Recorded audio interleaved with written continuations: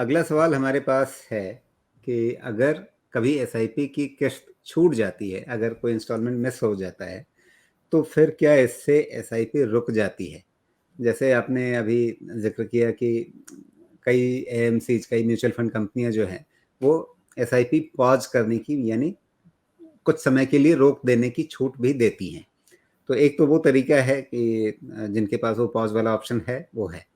लेकिन मान लीजिए आपने मैंडेट दे रखा है बैंक को, आपके अकाउंट में पैसे ही नहीं बचे किसी महीने, आपको ध्यान भी नहीं रहा या मजबूरी रही कि आप पैसे जमा नहीं करा पा रहे हैं बैंक में, या आपके पास किसी भी वजह से, मान लीजिए आप प्राइवेट जॉब में हैं, किसी महीने आपकी नौकरी छूटी हुई है, नई नौकरी लगी नहीं है, आप बीच में हैं, उस महीने आपके अकाउंट में पैसे ही नहीं आए, तो आपकी एसआईपी रुक जाएगी या उसकी इंस्टॉलमेंट मिस हो जाएगी।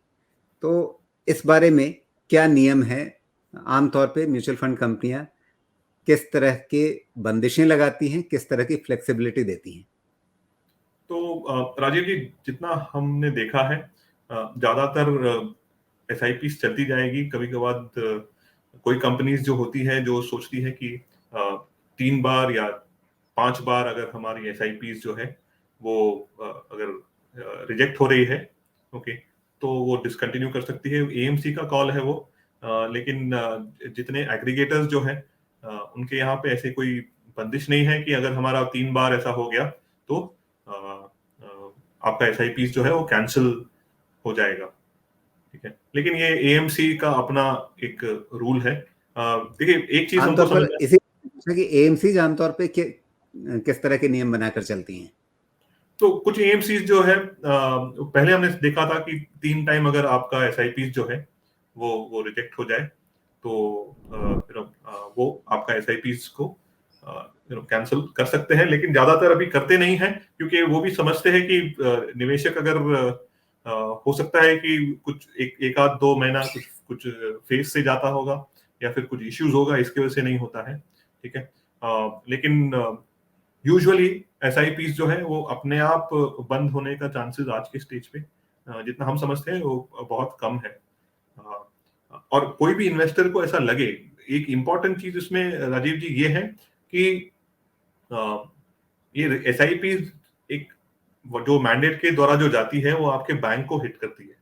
जब आपका मैंडेट जो रिजेक्ट होता है ना, ठीक है, तो म्यूचुअल फंड कंपनी शायद से उसको ठीक से कोई प्रॉब्लम नहीं है, आप अगले महीने में हिट करेंगे और अगले महीने में वो पैसा जो है आपका इन्वेस्ट हो जाएगा।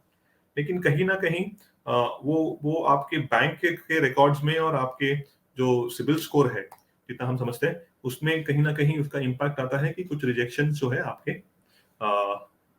जो मैंडेट जो है वो रिजेक्ट हुए। तो ये चीज को थोड़ा सा ध्यान देना चाहिए।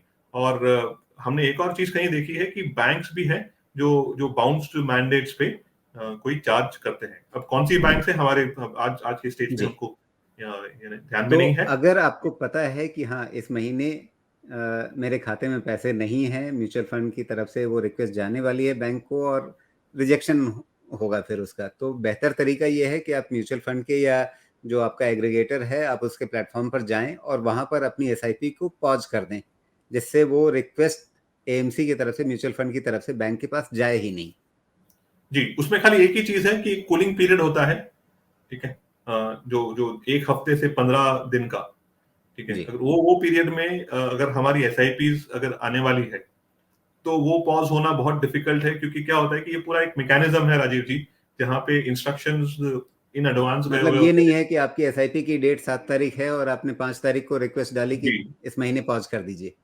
जी, तो हो सकता है कि कि उस वो 7 तारीख का ट्रांजैक्शन एक बार हिट हो सकता है। जी। लेकिन फिर कम से कम अगर वो अगले चीज़, बार से वो नहीं होगा। स्थिति आगे भी चलनी है तो फिर अगले महीने वो नहीं होगा। जी लेकिन बेहतर ये है कि अगर आपकी 7 तारीख को एसआईपी हिट होनी है, मतलब उसका 7 तारीख को आपके पैसे कटते हैं, तो आप लगभग हफ्ते 2 हफ्ते पहले ही जो भी आप पता कर लें कि आपके प्लेटफॉर्म का जो कूलिंग पीरियड कितना है, उससे पहले ही आप वो रिक्वेस्ट डाल लें कि इस महीने मुझे एसआईपी नहीं करनी है। जी और जैसा आपने कहा कि कम से कम जो कई सारी एएमसी जो हैं, वो 3 महीने तक अगर नहीं आए पैसे तो फिर वो उसको एसआईपी को कैंसिल कर देती हैं। लेकिन कैंसिल करने का मतलब क्या हुआ कि नए रिक्वेस्ट नहीं जाएंगे, पुराना जो पैसा पहले से है उसमें क्या ट्रीटमेंट होगा उसका? कोई फर्क नहीं आएगा, वो पुराना पैसा जो है वो जैसे जैसे नॉर्मल इन्वेस्टमेंट चल रहा है वो चलते जाएगा।